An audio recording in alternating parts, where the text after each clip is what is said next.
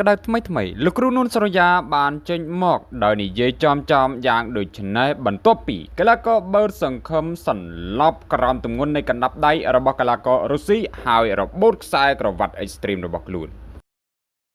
បើយើងនិយាយអំពីលោកគ្រូនួនស្រយាជាការពិតណាស់មានបងប្អូនមហាជន fan អ្នកគាំទ្រគុណខ្មែររបស់យើងជាច្រើនមកជាបានស្គាល់លោកគ្រូច្បាស់ហើយតាមរយៈការដែលលោកគ្រូតែងតែចេញមកនិយាយអំពីគេហៅថាចំណុចអសកម្មមួយចំនួនទាក់ទងជាមួយនឹងគុណខ្មែររបស់យើងហើយមួយវិញទៀតនោះគឺលោកគ្រូតែងតែចេញនៅវីដេអូបង្ហាញទាក់ទងជាមួយនឹងក្បាច់តិចនិចបច្ចេកទេសអីផ្សេងជាដើមអញ្ចឹងទោះបីជាលោកគ្រូមកនៅស្រុកយើងក៏ពិតមែនលោកគ្រូនៅសហរដ្ឋអាមេរិកប៉ុន្តែលោកគ្រូតែងតែចូលរួមចំណែកក្នុងការដែលធ្វើយ៉ាងណាជួយបណ្ដុះនៅកីឡាកររបស់យើងបើសិនជាកីឡាកររបស់យើងអាចរៀននៅតិចនិចបន្តិចដែលលោកគ្រូបានបង្ហាញនៅលើបណ្ដាញគណនេយ្យសង្គមហ្នឹងអេដមីនគិតថា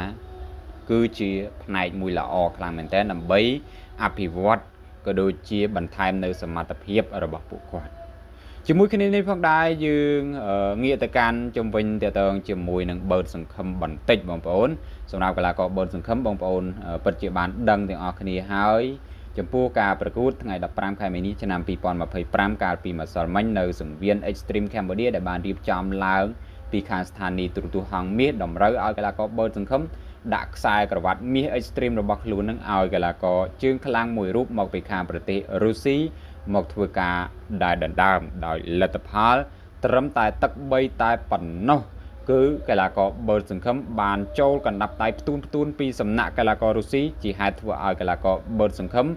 មិនអាចក្រោកឡើងបន្តការប្រកួតបានទេអញ្ចឹងយើងឃើញហើយទឹក3ហ្នឹងអាញាកណ្ដាលរាប់ដល់10ហើយបើសង្ឃឹមគាត់ក្រោកមិនទាន់រួចទេបងប្អូនដោយសារតែចូលរឿងធ្ងន់ដែរជាពិសេសមួយដៃឆ្វេងចុងក្រោយរបស់កីឡាកររុស្ស៊ីនឹងតែម្ដងទន្ទឹមនឹងការដែលបរាជ័យរបស់កីឡាករបើសង្ឃឹមដោយសន្លប់យ៉ាងដូចនោះហើយលោកគ្រូនួនសូរយ៉ាក៏លោកគ្រូមិននៅស្ងៀមផងដែរក៏បានចេញមកដោយ live ជជែកវែងញែកជាមួយនឹងបងប្អូនមហាជន fan គុណខ្មែរហើយក៏បានភ្ជាប់ជាមួយនឹងតេតងកីឡាករបើសង្ឃឹមថាសម្រាប់ការប្រកួតនេះបើសង្ឃឹមគឺគាត់ធ្វើបានល្អហើយតេតងជាមួយនឹងអាវុធបច្ចេកទេសអីគឺយើងលើគេប៉ុន្តែអ្វីដែលយើងចាញ់គេតើតើជាមួយនឹងកម្លាំងនឹងតែម្ដងតើតើជាមួយនឹងកម្លាំងក៏ដូចជាភាពធន់អីអញ្ចឹងទៅអញ្ចឹងនៅពេលដែលយើងមានន័យថាមានក្បាច់បច្ចេកទេសហើយយើងស្ទើរកម្លាំងនៅពេលដែលគេបុកសន្ធាប់មកលើកយើងអញ្ចឹងយើងបានត្រឹមតែរងបានត្រឹមតែរ៉ាប់ឬក៏កិច្ចអីអញ្ចឹងទៅហើយផ្លែសម្លាប់របស់យើងមិនអាចធ្វើអ្វីគេបានទេបងប្អូនដោយសារតែយើងអស់កម្លាំងហើយនេះគឺជារឿងមួយដែលកីឡាករគ្រប់រូបគួរតែសិក្សាបន្ថែមហើយការប្រកួត admin គឺស្នើសុំតែម្ដងគួរស្ថានីយ៍រៀបចំឲ្យគាត់លេង5ទឹកទៅដើម្បីជៀសវាងកីឡាករគាត់ស្ទើរសុះនៅពេលដែលយូរវាយ5ទឹកម្ដងដូចពេជ្រសម្បត្តិគាត់បានលើកឡើងអញ្ចឹងធ្លាប់តែវាយ3ទឹកខ្ទង់2-3ឆ្នាំអញ្ចឹងនៅពេលដែលគេដាក់ឲ្យវាយ5ទឹកមានន័យថាកម្លាំងទឹក4ទឹក5ហ្នឹងគឺទៅយើងឃើញហើយចុងទឹក5ហ្នឹងកីឡាករពេជ្រសម្បត្តិអស់រលីងតែម្ដងបងប្អូនធ្លាប់តែពេជ្រសម្បត្តិវាយកីឡាករចិញ្ចឹមទឹកបងប្អូនវាយ5ទឹកអីកម្លាំងពេជ្រសម្បត្តិនៅធ្វើមិនដឹងប៉ុន្តែឥឡូវនេះយើងឃើញជាក់ស្ដែងហើយប៉ះជាមួយនឹងកីឡាករមកពីខាងអូស្ត្រាលីហ្នឹងប៉ុន្តែអូស្ត្រាលីហ្នឹងក៏គេល្អដែរបងប្អូនចូលបាក់ស្រឹបដើមទឹកទី3ហ្នឹងពេជ្រសម្បត្តិគាត់ព្យាយាមផ្ដាច់ដែរប៉ុន្តែផ្ដាច់អត់បានយើងឃើញអំពីភាពល្អប្រសើររបស់គេហើយយ៉ាងណាសម្រាប់លោកគ្រូនួនសូរយ៉ាគាត់ក៏បានបញ្ជាក់បន្ថែមទៀតផងដែរជុំវិញតកតងជាមួយនឹងបើសង្ឃឹមដោយសារតែមួយរយៈចុងក្រោយមកនេះបើសង្ឃឹមហ្នឹងគឺគាត់ស៊ីគេស្រួលពេកបងប្អូនមិនមែនកីឡាករដែលមកប៉ះជាមួយនឹងបើសង្ឃឹមគេអន់ទេគឺកម្រិតល្មមដែរគ្រាន់តែថាយើងឃើញជាក់ស្ដែងទាំងអស់គ្នាហើយទឹក1ទឹក2ទឹក1ទឹក2បើសង្ឃឹមស៊ីដោយជង្គង់ដោយផ្លែកែងឬក៏អាញាកណ្ដាលបញ្ឈប់ការប្រកួតអីអញ្ចឹងទៅនៅពេលដែលបែកនៅពេលអីអញ្ចឹងនៅពេលដែលស៊ីគេស្រួលពេកតើតើជាមួយនឹងការវឹកហាត់យកស៊ូសយកអីហ្នឹងក៏វាថេទៅតាមនឹងដែរបងប្អូនអត់មានគេហៅថាធ្វើយ៉ាងណា